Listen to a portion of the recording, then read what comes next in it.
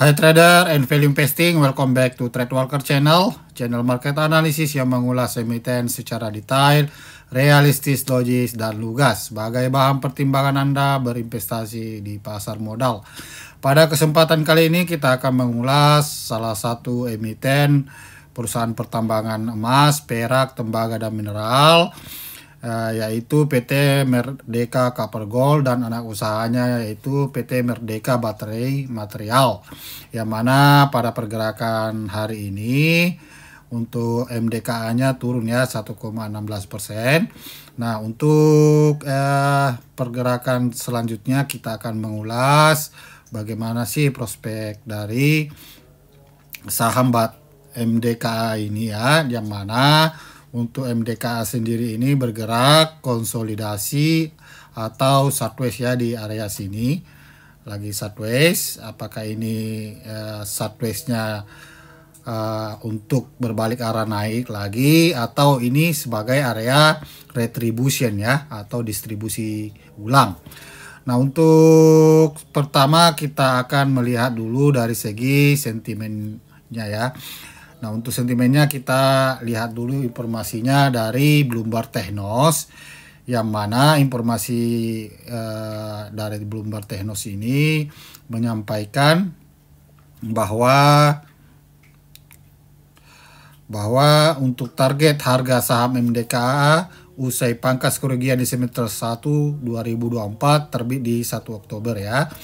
Nah, untuk kinerja keuangan PT Merdeka Copper Gold sepanjang semester 1 2024 masih negatif ya, dengan membukukan kerugian bersih sebesar 12,50 juta US dollar atau 190 miliar. Per hari ini ada informasi dari para analisis, meski masih merugi, mayoritas analisis dalam konsensus Bloomberg tetap memasang sikap bullish untuk saham MDKA. Nah, ini menariknya ya. Nah, untuk sebanyak 18 analisis merekomendasikan buy saham MDKA, hanya 2 analisis yang merekomendasikan hold, tanpa satupun analisis yang merekomendasikan sell dengan harga target 3.127 lembar per saham. Nah, untuk itu kita lihat dulu untuk financial statement atau laporan keuangannya yang keluar di tanggal 1 Oktober untuk kuartal 2-nya ya. Nah, di sini informasinya dari iPod News. PT Merdeka Copper Gold membukukan rugi bersih pada kuartal 2 2024 sebesar 205,3 miliar rupiah, namun membaik bila dibandingkan dengan periode yang sama di tahun 2023 yang mencetak kerugian sebesar 739,5 miliar. Nah, ini sejalan dengan informasi dari Bloomberg ini ya. Walaupun masih rugi, namun ruginya sudah tidak banyak ya untuk semester 2 ini ya, untuk kuartal 2 ini maksud saya. Nah, secara year on year minus 72,2%, namun secara kuartal on kuartal meruginya turun ya, minus 15% ya, dari 241 ke 205,3 miliar ya.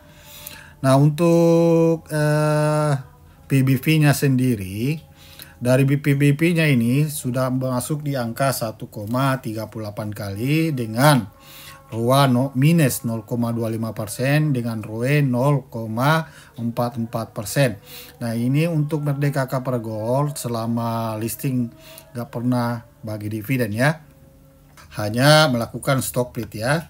Ini 2 kali stock split ya. Ini tanggal 18 Oktober 2019, lanjut lagi di 2024 tanggal 14 April ini stock split ya. Pada saat di ATH-nya ya, all time high-nya. Nah, untuk pergerakan selanjutnya kita akan mereview lagi. Nah, kita lihat dari segi PBV-nya ini 1,38 kali ya, sudah termasuk standar kalau dari nilai book value ya. Nah, untuk D ratio-nya, 0,71, jadi DER equity-nya cukup bagus ya, 0,71. Nah, untuk itu kita lihat dari Tishmi Data. Untuk Tishmi Data menginformasikan ya untuk rata-rata pergerakan yang ada di last kuartal 2 2024 ya. Ini last update-nya. Harga di 4093 ya, kemarin dia 4093. Nah, ini untuk last update 8 Oktober 2024 per hari ini. Indikatornya menunjukkan bahwa nilai atau value dari saham ini sendiri berada di area moderate ya. Harga saham relatif berimbang untuk kondisi setahun terakhir untuk di harga 2580. Jadi masih tergolong tinggi ya untuk value ya. Dengan MOS-nya cukup besar ya, MOS-nya besar ya, 8,63%. Harga 10-10-nya sedang ya.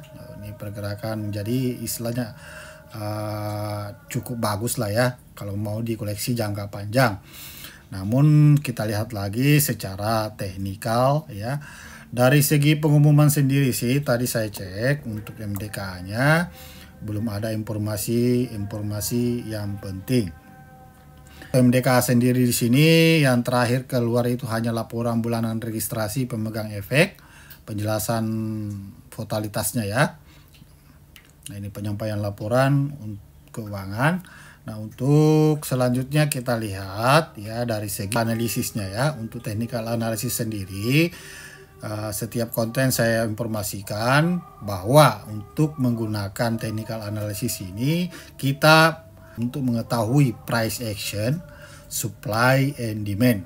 Nah, untuk mengetahui yang mana price action dan supply and demand, kalau untuk price action yang ini ya, trend line, breakout, breakdown. Nah, ini juga ini namanya price action ya. Price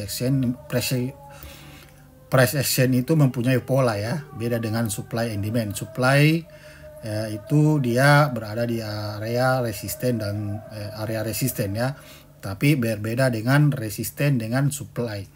Sama dengan demand. Demand itu di area bawah, area potensial di mana pemain besar mengumpulkan barang atau membeli barang ya. Namun bukan support, berbeda dengan support.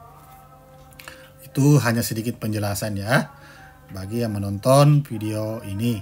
Nah, untuk area yang bagus untuk Merdeka Copper Gold sendiri dalam jangka kedepannya. Nah, ini kan untuk area ini sebenarnya menurut saya ya dari segi sentimen market itu masih di area sideways ya. Namun secara umum ini sebenarnya bisa dibilang area retribution atau distribusi ulang ya.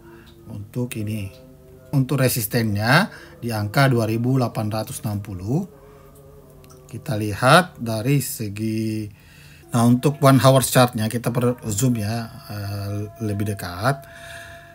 Untuk 1 hour chartnya ini sudah berada di area resisten ya, atau support ya, support di harga 25, di harga ini ya sudah menyentuh support di harga 2500 ya, 2500. Nah, untuk selanjutnya jika dia turun dari angka ini ya bisa melanjutkan ke ini ya, ada kemungkinan bisa turun di 2070 ya. Ini karena dia lagi bergerak sideways. Sebenarnya dalam pergerakan saham seperti ini sih masih belum layak untuk di koleksi jangka panjang ya. Lagian juga ini kan nggak bagi dividen, jadi kita hanya butuh capital gainnya untuk Merdeka Copper Gold ya. Jadi kita harus tahu supply and demand dan price actionnya ya. Nah, ini untuk resistennya. Kalau secara teknikalnya ya, market structure-nya ini masih saya anggap masih area distribusi ya. Ini masih distribusi nih ya, karena belum ada sentimen yang bisa menguatkan saham ini. Dari segi laporan keuangan ya, ini masih rugi ya, masih rugi walaupun ruginya sudah berkurang. Nah ini juga para analisis menargetkan di harga 3.000 dalam jangka waktu setahun ya, masih lama ya, kalau dalam 1 tahun bisa saja. Namun untuk beberapa pekan ke depan atau bulan ke depan sampai akhir tahun lah ya, belum menunjukkan arah yang signifikan dalam kenaikan harga saham MDK ini. Bahkan bisa terjadi penurunan.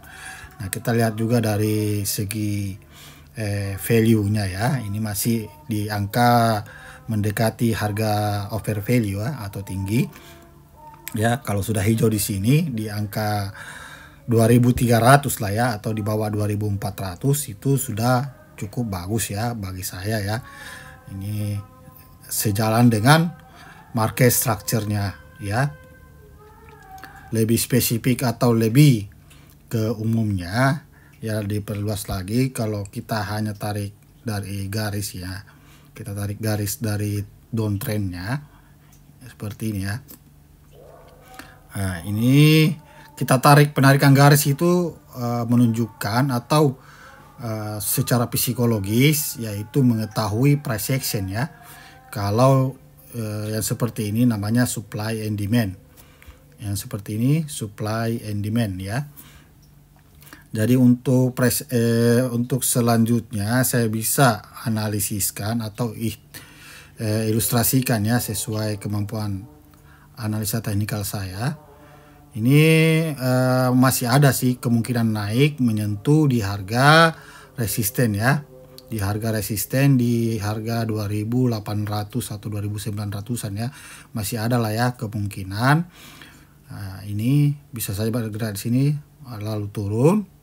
Kemudian masih turun di sini ya. Nah di sini finalnya itu untuk resisten atau untuk support terkuatnya ini supportnya itu di harga 2050. Namun tidak menutup kemungkinan untuk area demand terkuat ini, area demand ya, demand itu sampai di harga 1450 atau 1440 ya.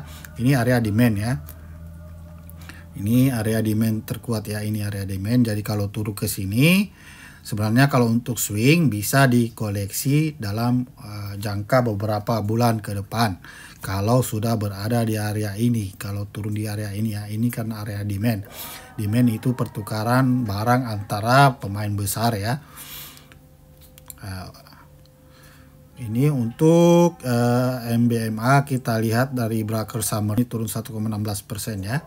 Untuk lihat dari MBMA sendiri ya, kita lihat foreign-nya, sebenarnya dari foreign-nya ini dia lagi akumulasi ya. Dari aksi foreign-nya dia lagi membeli ya, membeli dalam jumlah cukup banyak ya. Berarti banyak yang cut loss ya. Ini menunjukkan banyak yang cut loss, namun bukan berarti ini menunjukkan bahwa akan mengalami peningkatan harga yang signifikan ya. Bisa menyimpulkan untuk saham NDK ini masih ada kemungkinan balik lagi ke harga 2040 ya, kecuali dia sudah breakout dari channel bearish tadi ya, bisa lah. Namun kita lihat sentimen dari market untuk nikel, emas masih belum ada yang bisa yang cukup potensial ya, masih biasa-biasa aja ya beritanya. Anda bisa perhatikan untuk day trading ya, day trading. Kalau untuk day trading masih ada kemungkinan bisa dapat profit lah ya di harga 2.660.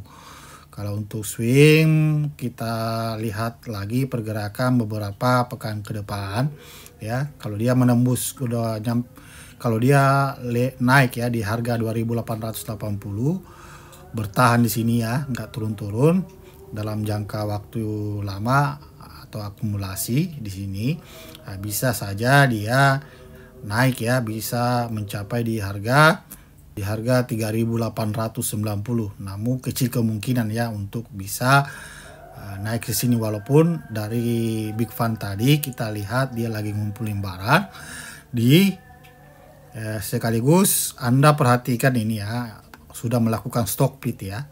Nah, ini habis stock split ya, walaupun tidak terlalu banyak namun jumlahnya cukup lumayan ya. Dinaikkan lagi nih, ngumpulin barang banyak dalam jangka waktu yang cukup masih lama ya, masih lama. Untuk Merdeka Copper Gold ya, untuk MBMA-nya sendiri, untuk MBMA, nah ini sudah saya ilustrasikan price action-nya ya. Untuk price action-nya, namun kita lihat dulu untuk sentimennya sendiri. MBMA berdasarkan informasi dari Bloomberg ya, ini juga baru dirilis tanggal 1 Oktober kemarin, rekomendasi target harga MBMA usai keluar dari kerugian. Nah, informasi di sini, mayoritas analisis dalam konsensus Bloomberg memiliki sikap bullish untuk saham MBMA. Pada saat yang sama, MBMA juga baru saja merilis kinerja keuangan semester 1 2024, berbeda dengan afiliasinya MDKA yang MBMA mencatatkan laba bersih sebesar 20,39 juta US dollar atau 308,6 miliar, berbalik dari sebelumnya yang masih rugi di 297,4 miliar. Ini torehannya berdasarkan dari hasil produksi dan penjualan nikel ya, nikel ini, biji nikel dan beberapa produk lainnya ya. Nah, untuk MBMA ini dia berlokasi proyek atau perusahaan di IMIP ya, Sulawesi Tengah ya, Sulawesi Tenggara ya. Kita lihat ini area untuk ya, ini ya, berada di ini Sulawesi Tengah ya, Maluku, Jawa Timur, Gorontalo. Ini area perusahaan MDKA ya, Merdeka Copper Gold. Jadi untuk MBMA kita lihat juga laporannya. Kita lihat laporan keuangan MBMA. Untuk laporan keuangan MBMA sendiri untuk kuartal kedua belum keluar ya. Yang ada ini masih di kuartal 1 2024 yang rilis tanggal 4 Juni ya. Yang membukukan laba bersih pada kuartal 1 2024 sebesar 58,1 miliar. Ya, ini secara kuartal on kuartal minus 39,7% ya. Ini secara kuartal on kuartal ya. Jadi untuk MBMA sendiri dalam artian price action-nya ya, ini membentuk ascending triangle atau membentuk price action. Ini mirip ya dengan saham, polanya mirip dengan Avia ya. Nah, ini mirip dengan Avia. Satu lagi Breeze. Ini Breeze ini waktu dulu ya. Jadi ada ini ya, ini Breeze ya. Ini. Nah, untuk MBMA sendiri, untuk pergerakan kedepannya ini masih ada kemungkinan melanjutkan penurunan ya, sampai ke harga 400-an, 300 sampai 400-an ya. Ini masih ada kemungkinan turun ke sini dari segi market structure-nya ya.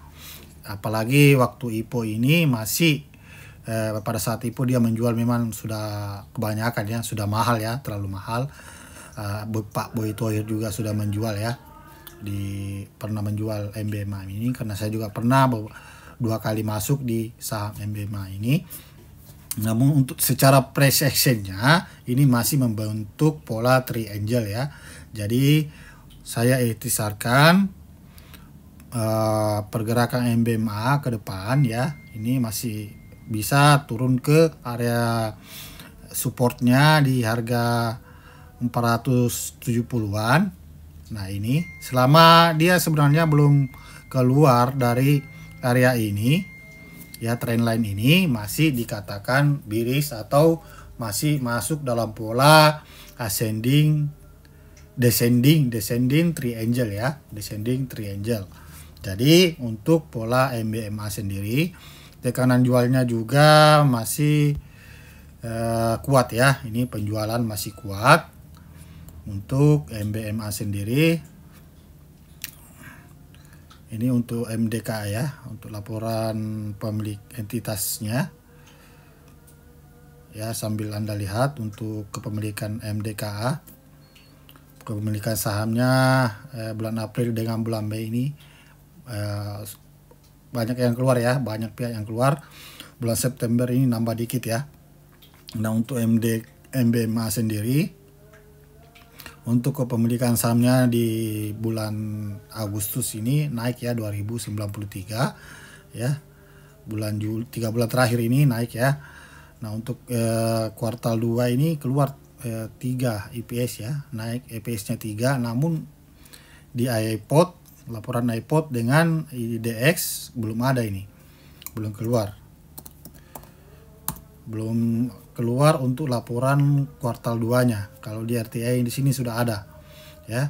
Dan untuk investor asing ini masih kuat ya menjual ya. Anda bisa lihat ini masih merah semua, rata-rata merah ya. Untuk MBMA kemarin 13 miliar ya. Nah, selanjutnya targetnya sih masih selama dia belum keluar dari area ini. Saya masih merekomendasikan wait and see ya, masih merekomendasikan wait and see untuk masuk di saham MBMA dan Merdeka Copper Gold ya. MDKA sama dengan MDKA ya, masih wait and see sesuai dengan hasil analisis sebelumnya ya. Jadi kesimpulan dari saham MBMA ini dengan MDKA masih ada potensi terjadi kelanjutan penurunan yang cukup signifikan. Jika Anda mempunyai pertanyaan dan informasi, saran, silakan di komen di bawah ya. Demikianlah informasi yang bisa saya sampaikan dari hasil analisis pemahaman saya tentang pasar modal. Jika Anda menyukai channel ini, silakan di like, comment, and subscribe, dan nantikan konten saya selanjutnya. Terima kasih. Yeah.